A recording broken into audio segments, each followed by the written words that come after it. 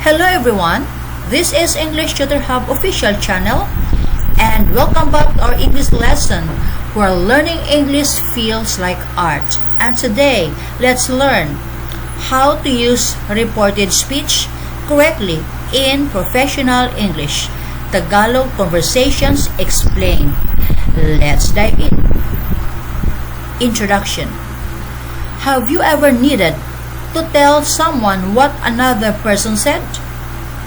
Instead of repeating the exact words, we often use reported speech, also called indirect speech. Reported speech is very common in office meetings, job interviews, emails, phone calls, customer service, daily conversations. Tagalog explanation. Direct speech. Inuulit mo ang eksaktong sinabi ng tao. Reported speech. Ikinukwento mo ang sinabi ng tao gamit ang sarili mong pangungusap. Formula. Direct speech. Subject plus said. For example, I am busy. Reported speech. Subject plus said that plus clause. For example, he said that he was busy. Common tense changes. Direct speech, reported speech. Direct speech, am / is, are, or to be verbs.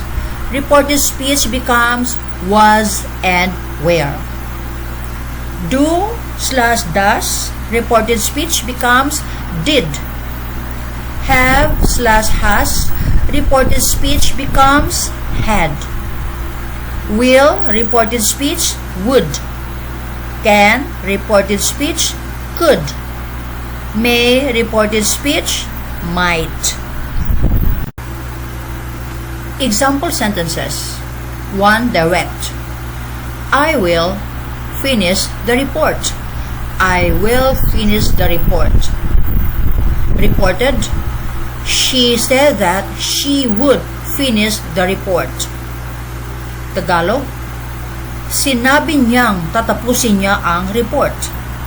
Sinabi niyang tatapusin niya ang report.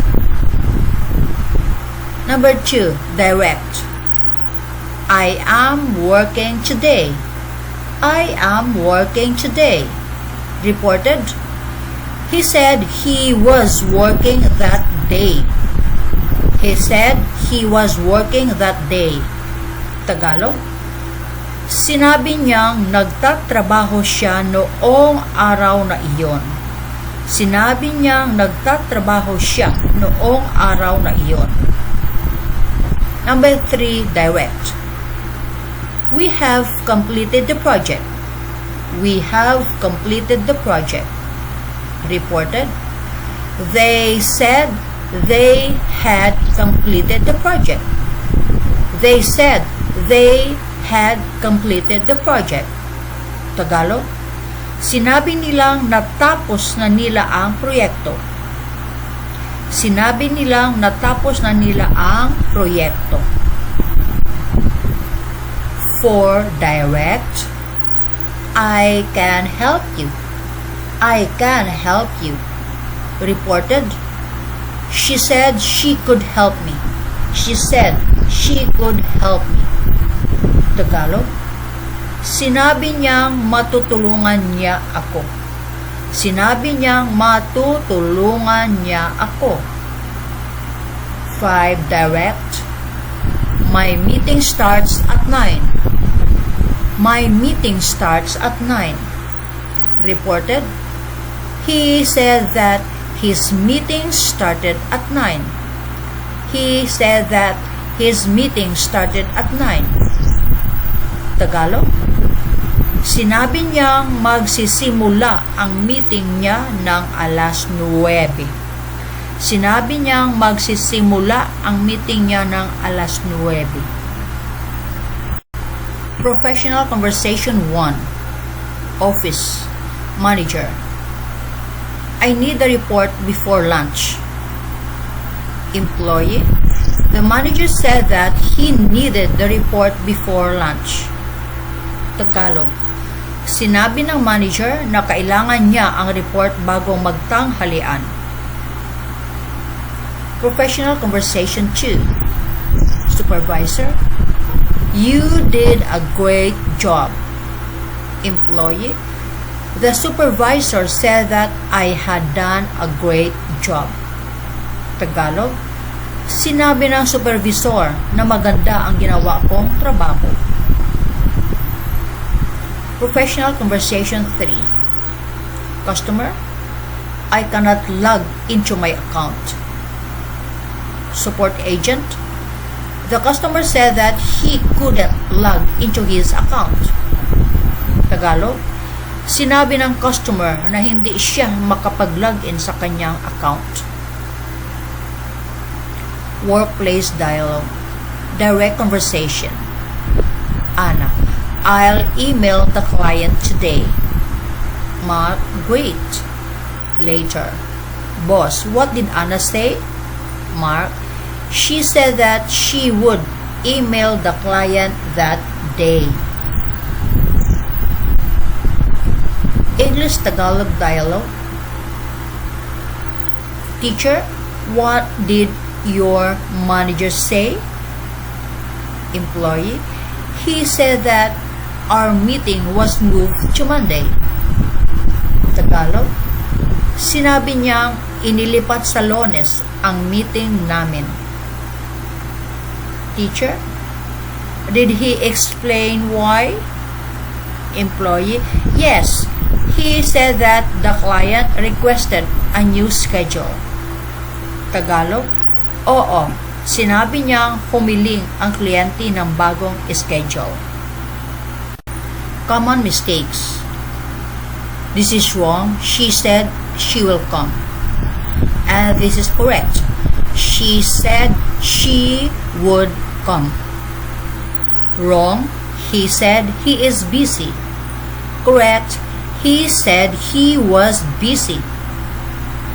Wrong. They said they have finished. Correct. They said they had finished. Useful reporting verbs. Instead of always using said, try this. Told, explained, mentioned, informed, promised, reminded, asked, advised, confirmed. Examples. She explained that the meeting was cancelled. The manager confirmed that everyone would receive an email. The teacher reminded us to study. Mini practice.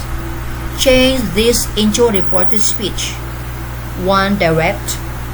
I am tired. Answer. He said that he was tired. 2. Direct. We will call you. Answer. They said that they would call me. 3. Direct. I have finished my work. Answer. She said she had finished her work. Direct. Number 4. I can solve the problem. Answer. He said he could solve the problem. Multiple choice quiz. 1. I will arrive early. Reported speech. A. She said she will arrive early. B. She said she would arrive early. C. She said she arrives early. Answer is letter B. She said she would arrive early. Number 2. I am studying English. A. He said he studies English. B.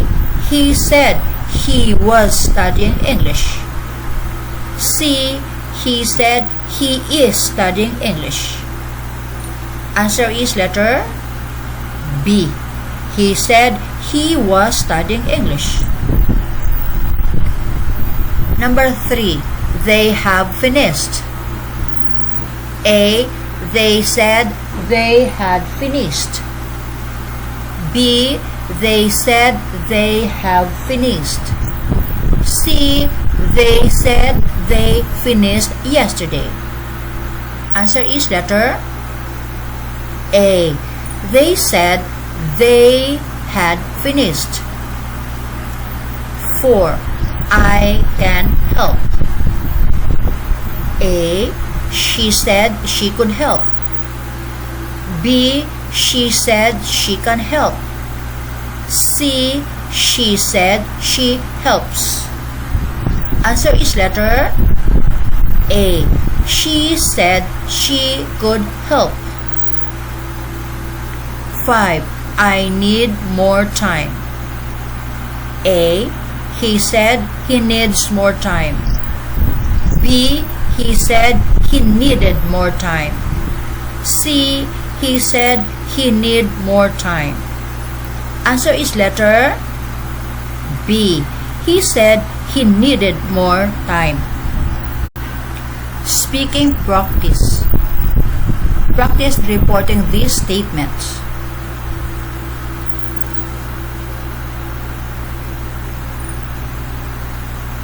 Number 1. My boss said, please submit the report today. My boss said that, please submit the report today. Number 2. My teacher said, study chapter 5. My teacher said that, study chapter 5. Number 3. My friend said, I will visit Cebu next month. My friend said that I will visit Cebu next month.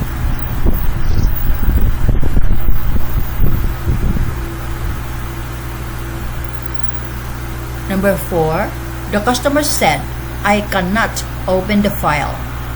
The customer said that I cannot open the file. The manager said, everyone did an excellent job.